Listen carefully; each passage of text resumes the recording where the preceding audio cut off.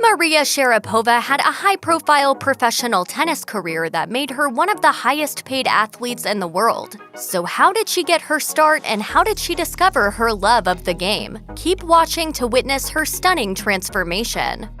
On April 19, 1987, in the remote village of Nyagin, Siberia, in the former Soviet Union, Maria Sharapova made her big debut into the world. Alas, she and her family weren't exactly happy in Nyagin due to its lack of amenities. As she recalled in an interview with Du Jour magazine, "I was born in an industrial little city that didn't have much life and was just not a great environment to raise a child in." Sharapova's parents had relocated there a year earlier at the behest of her grandparents, following the devastating nuclear disaster at Chernobyl. As Sharapova explained, "My parents were living in Belarus at the time, so my mother was very close to all the radiation while being pregnant with me." 4 years after she was born, Sharapova moved with her parents to the coastal city of Sochi, which had a lot more going on. However, the Soviet Union had just fallen apart, so things weren't exactly idyllic.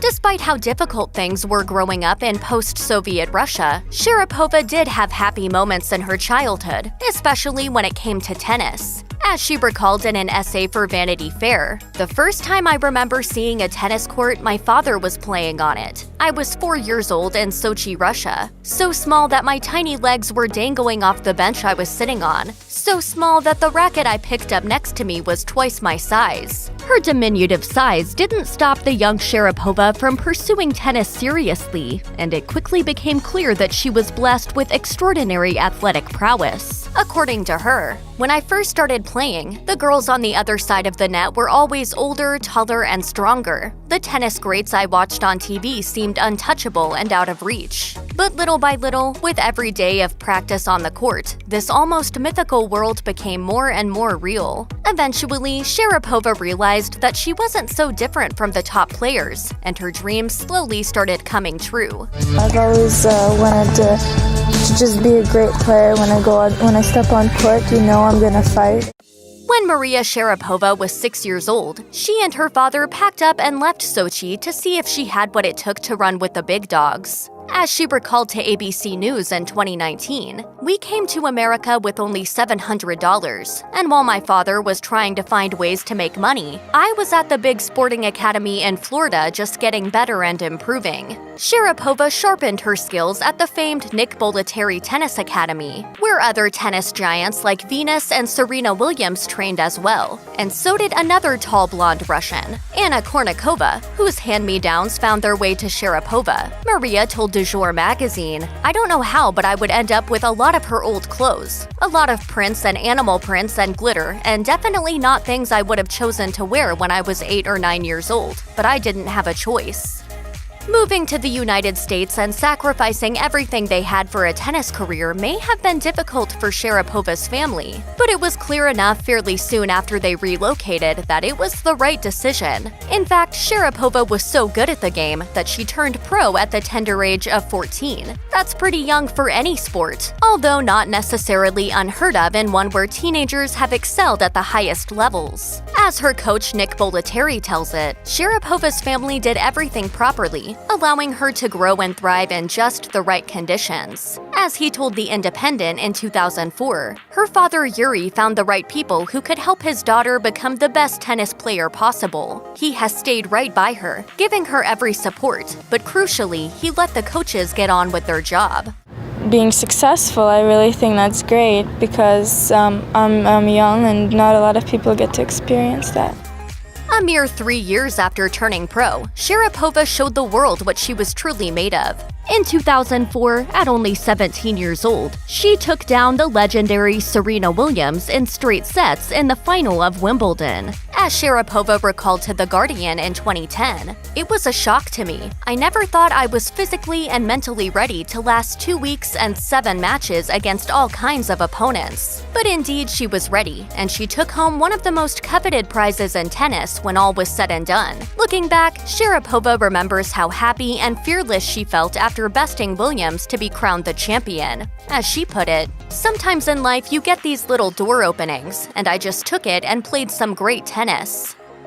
After Sharapova's dramatic victory at Wimbledon, Maria mania spread throughout the tennis community. Suddenly, everyone wanted to know everything about the young star as she became world famous overnight. As she recalled in an interview with Sportsnet in 2014, "It was a tremendous victory, but also a very sudden amount of attention and responsibility. I was quite young, and there was a very strong drive to push myself even harder. When you accomplish a win at Wimbledon, the idea of what's next becomes even more important." While Sharapova enjoyed the attention and affection lavished upon her by the public, she also felt overwhelmed. As she put it to Sportsnet, "I'm a very private person, and while I'm happy to be included in so many red carpet moments, I do wish that's where the paparazzi following would end. They can be really invasive of not only my privacy, but of my friends and families when we're out together."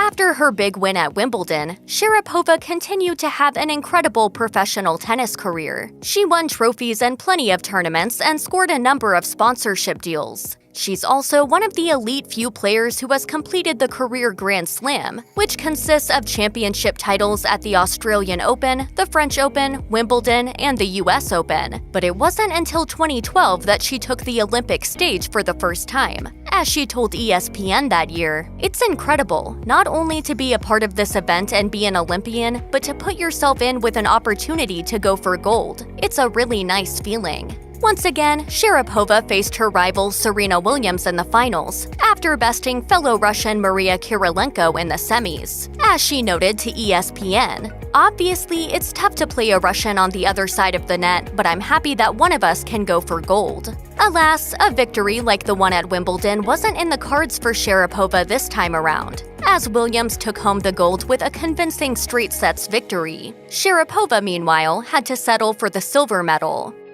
In 2016, Maria Sharapova found herself at the center of controversy as she tested positive for meldonium, a banned substance, which resulted in her being suspended from playing tennis for 2 years. As she confessed to The Guardian in 2017, "For the first hour, I thought it was a mistake. How did I not know? How did my team not know? How did no one notify me? I started asking questions." As it turned out, Sharapova wasn't doping intentionally, as her doctor had prescribed the medication to her years ago. After she parted ways with him, she passed responsibility onto her agent for not staying on top of things. When the truth became clear, Sharapova's ban was reduced to 15 months. At that point, she could have gotten angry, but as she put it to The Guardian, "That would have been fair for me, but it wouldn't have changed anything. If there's one person to get pissed at, for sure that would begin with myself." I just screamed down to the first floor to my mother that I'm coming back. One silver lining that came out of the doping scandal was that Sharapova gained a new appreciation of her fans. Before the incident, she wasn't exactly thrilled to have people asking for her autographs and selfies. But with how supportive her fans were during her lowest time, it made her truly comprehend how her admirers are living, breathing people who just want to see her thrive. As she told The Guardian, "That's one of the biggest reasons I've been able to come back. I just found people's motive for coming up to me was more a message of support, not wanting something from me, which was really heartwarming."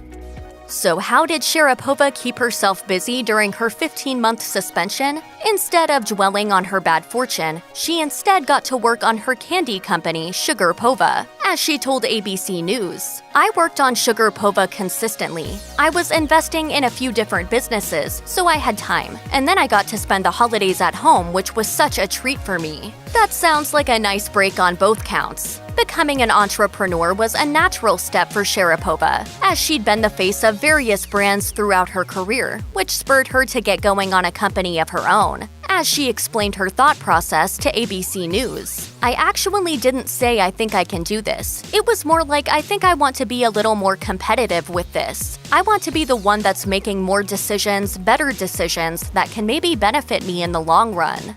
You almost need something in your life that, keeps you maybe creative, keeps you thinking.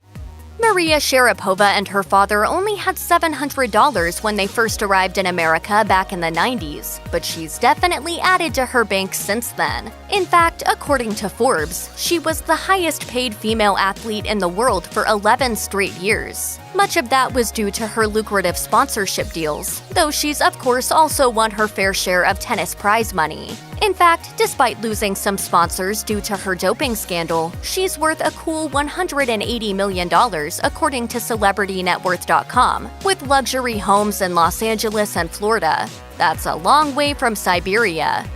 In 2020, Maria Sharapova finally made the big decision to retire from professional tennis after a nearly 20-year career. Naturally, it was an emotional choice, one that she didn't make lightly or without significant reflection. As she wrote in her Vanity Fair essay, "In giving my life to tennis, tennis gave me a life. I'll miss it every day. I'll miss the moments sitting with my father on the practice court bench, the handshakes, win or lose, and the athletes, whether they knew it or not, who pushed me to be my best." Ultimately, Sharapova took into account her injuries and her ambitions outside of tennis, which convinced her that it was time to step off of the court for good. She described her tennis career as a mountain, as it offered her all sorts of memorable perspectives. As she wrote in her essay, "My path has been filled with valleys and detours, but the views from its peak were incredible. After 28 years and 5 Grand Slam titles, though, I'm ready to scale another mountain, to compete on a different type of terrain."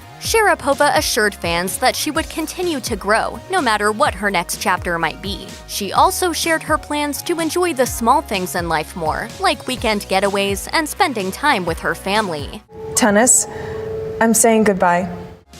Check out one of our newest videos right here. Plus, even more list videos about your favorite stars are coming soon. Subscribe to our YouTube channel and hit the bell so you don't miss a single one.